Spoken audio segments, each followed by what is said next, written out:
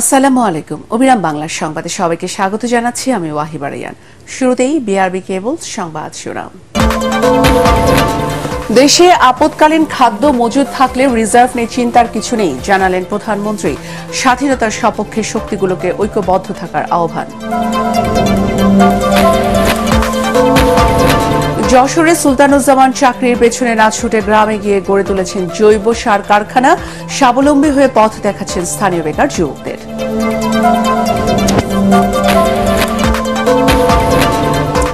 এবং মিষ্টি কুমড়ার ব্যাপক ফলনে খুশি কিশোরগঞ্জের কৃষক। ধারের বদলে মিষ্টি কুমড়া চাষে লাভ পাচ্ছেন বেশি।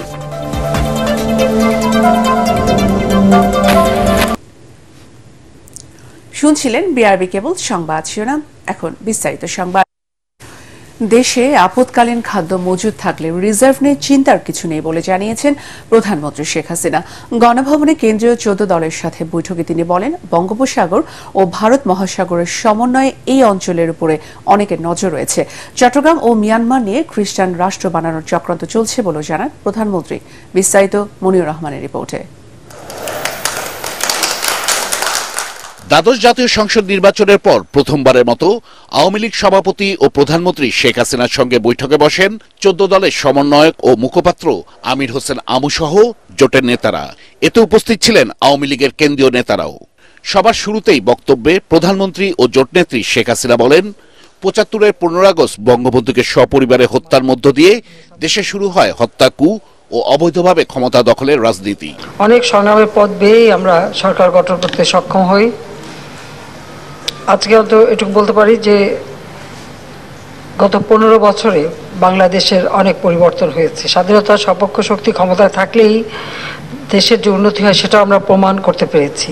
জনগণকে আওয়ামী লীগের শক্তি উল্লেখ করে প্রধানমন্ত্রী বলেন, দেশ উন্নত হচ্ছে তা অনেকের পছন্দ নয়। আন্তর্জাতিক পরিস্থিতি বিবেচনায় দেশের অর্থনীতির উপর চাপ রয়েছে বলেও মন্তব্য করেন সরকার প্রধান। এখন সবথেকে যেটা সমস্যা হচ্ছে ইনফ্লেশন।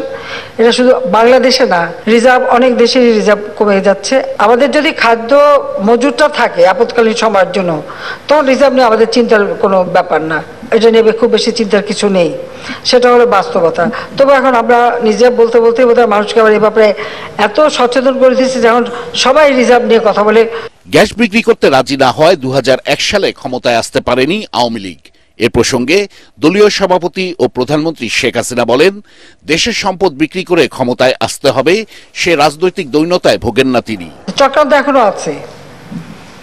ইস্ট তিমোরের মতো বাংলাদেশেরও একটা অংশ নিয়ে, তারপরে চিটাগাং, মিয়ানমার, এখানে একটা খ্রিস্টান স্টেট বানাবে। ভারত মহাসাগর এবং আমাদের বে অফ বেঙ্গল ভারত মহাসাগরের মধ্যেই একটা উপসাগর।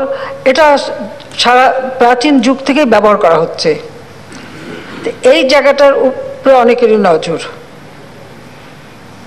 তো সেটা আমি হতে দিচ্ছি না। এটাও আমার একটা অপরাধ, কারণ এখানে মানে এয়ারবেস করে কার উপর হামলা করবে যদি একটা দেশকে দেখানো হয়, কিন্তু সেটা তো না। আমি তো জানি আরো কোথায় যাবে। রাজনীতির নামে আবারও মানুষ হত্যা, জ্বালাও পোড়াও করা হলে কোনো ধরনের ছাড় দেয়া হবে না বলে হুঁশিয়ারি দেন সরকার প্রধান। জ্বালাও পোড়া, অগ্নিসংযোগ এগুলি যেন না করতে পারে, এটা যারা করবে তাদের কোনো ছাড় নাই। যতই মুরব্বী ধরুক আর যাই ধরুক, এদেরকে আমরা ছাড়বো না। মনিউর রহমান, এটিএন বাংলা, ঢাকা। দেশেরা বিশ্ববিদ্যালয় থেকে উচ্চতর ডিগ্রি লাভ করে চাকরির দিকে না ঝুঁকে গ্রামে জৈব সারের কারখানা গড়ে সফল যশোরের মনিরামপুরে সুলতানুজ্জামান তিতু। তার এই উদ্যোগে গ্রামের অনেক বেকার যুবকরাও পেয়েছেন কাজের সুযোগ। বর্তমানে এই সার যেন কৃষকরা যথাযথভাবে ব্যবহার করেন তার জন্য নানা ধরনের পদক্ষেপ গ্রহণ করেছে স্থানীয় কৃষি বিভাগ। যশোর থেকে তামান্না ফারজানার পাঠানো তথ্য ছবিতে আরও জানাচ্ছেন মাজহারুল হক মুহাজির।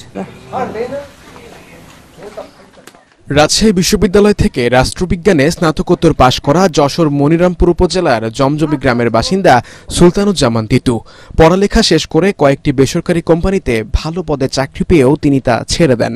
৩ বছর আগে 40% জমিতে তার ভাই ইফতেখার সেলিমের সহযোগিতায় গড়ে তোলেন ভার্মি কম্পোস্ট কারখানা। এরপর আর পেছন ফিরে তাকাতে হয়নি সুলতানুজ্জামান তিতুর।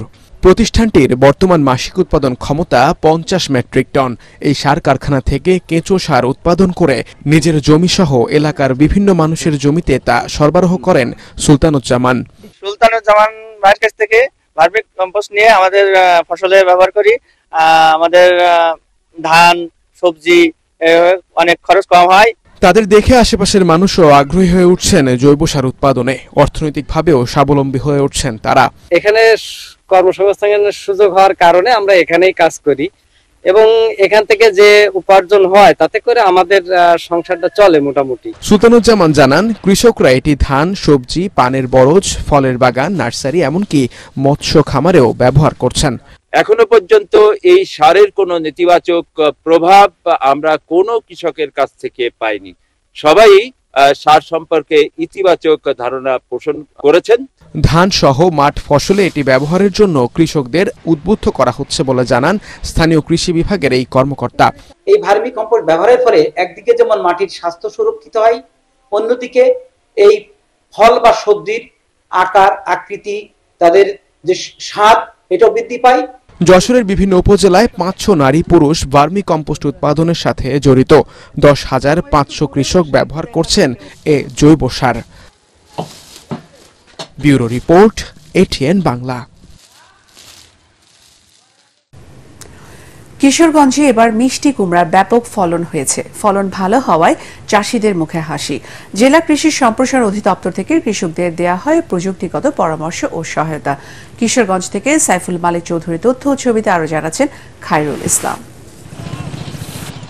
এবার 1010 হেক্টর জমিতে মিষ্টি কুমড়ার আবাদ হয়েছে কিশোরগঞ্জে। এর মধ্যে সবচেয়ে বেশি আবাদ হয়েছে তারাইল, ইকনা ও কুলিয়ারচর 3 উপজেলায়। কম খরচে বেশি লাভ হওয়ায় দিন দিন বাড়ছে মিষ্টি কুমড়ার আবাদ। ফলন ভালো হওয়ায় সুদিনের স্বপ্ন দেখছেন এই অঞ্চলের চাষিরা।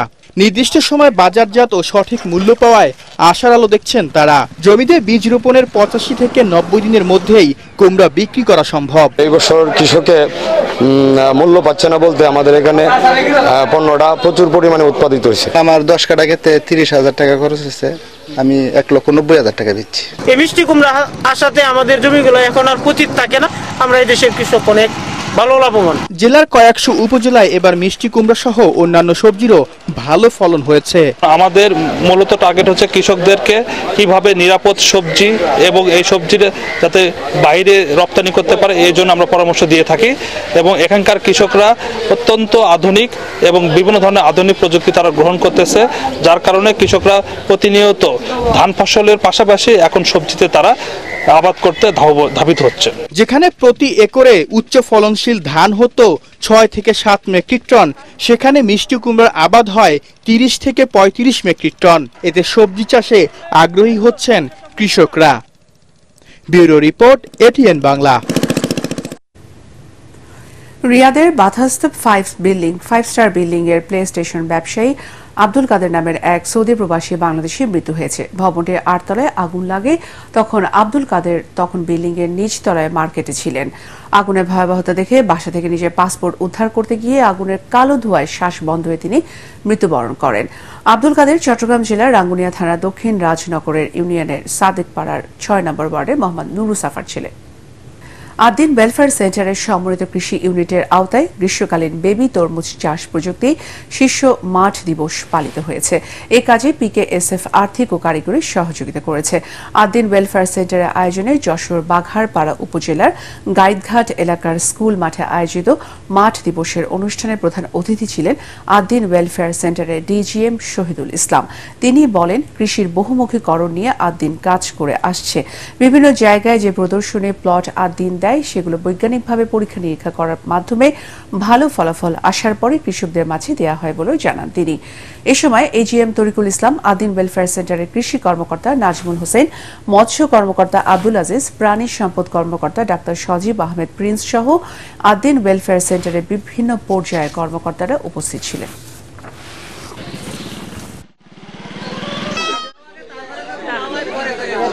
আমাদের কৃষির যে ডাইভার্সিফিকেশন, বহুমুখীকরণ, এই বহুমুখীকরণ নিয়ে আমরা কাজ করি। আগে তো কয়েকজন মাত্র আমরা চাষ করেছিলাম, এখন তো পুরো মাঠ ভরে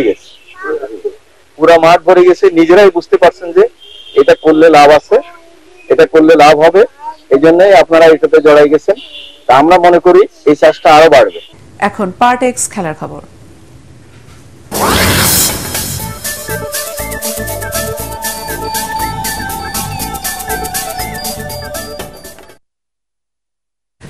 যুক্তরাষ্ট্রের বিপক্ষে সিরিজ হার এড়ানো গেল না। দ্বিতীয় টি-20তে বাংলাদেশকে 6 রানে হারিয়ে এক ম্যাচ হাতে রেখেই সিরিজ জিতল স্বাগতিকরা। জয়ের জন্য শেষ ওভারে বাংলাদেশ দলের দরকার ছিল 12 রান, আর যুক্তরাষ্ট্রের প্রয়োজন ছিল মাত্র 1 wicket.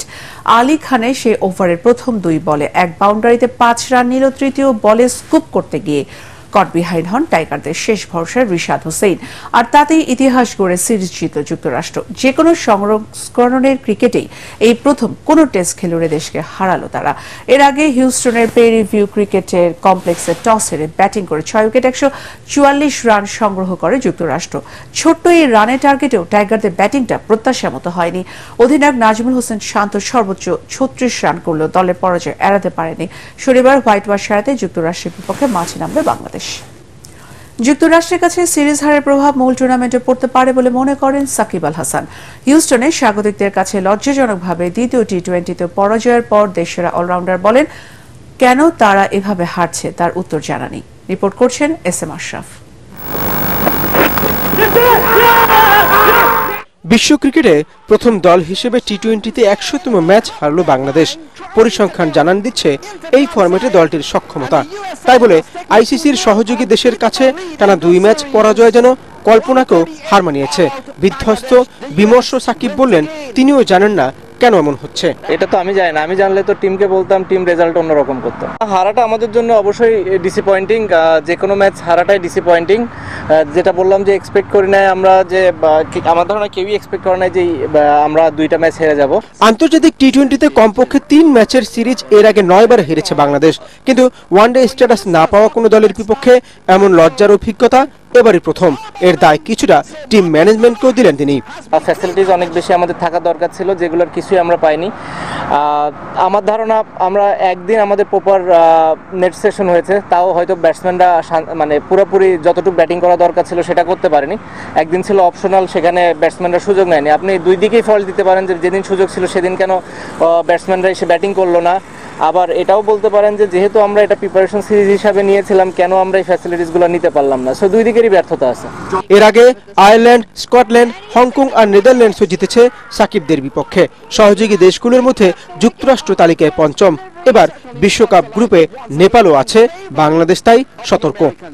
All the matches especially in T20 World Cup, we saw it in last 2-3 World Cup that every game is very important and no one can team any team lightly. Whitewash এড়ানোর লক্ষ্যে শনিবার তৃতীয় টি-20তে একই ভেন্যুতে মাঠে নামবে Bangladesh. S M Ashraf, ATN Bangla.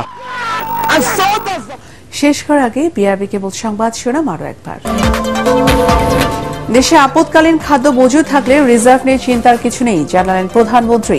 স্বাধীনতার সপক্ষে শক্তিগুলোকে ঐক্যবদ্ধ থাকার আহ্বান।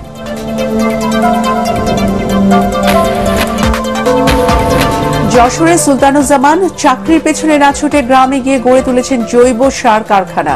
স্বাবলম্বী হয়ে পথ দেখাচ্ছেন স্থানীয় বেকার যুবকদের। এবং মিষ্টি কুমড়ার ব্যাপক ফলনে খুশি কিশোরগঞ্জের কৃষক। ধানের বদলে মিষ্টি কুমড়া চাষে লাভ পাচ্ছেন বেশি। পরবর্তী সংবাদ দেখার আমন্ত্রণ জানিয়ে এখনকার মতো শেষ করছি। এটিএন বাংলার সংবাদ ইউটিউবে দেখতে ব্রাউজ করুন youtube/ATN Bangla News। ধন্যবাদ।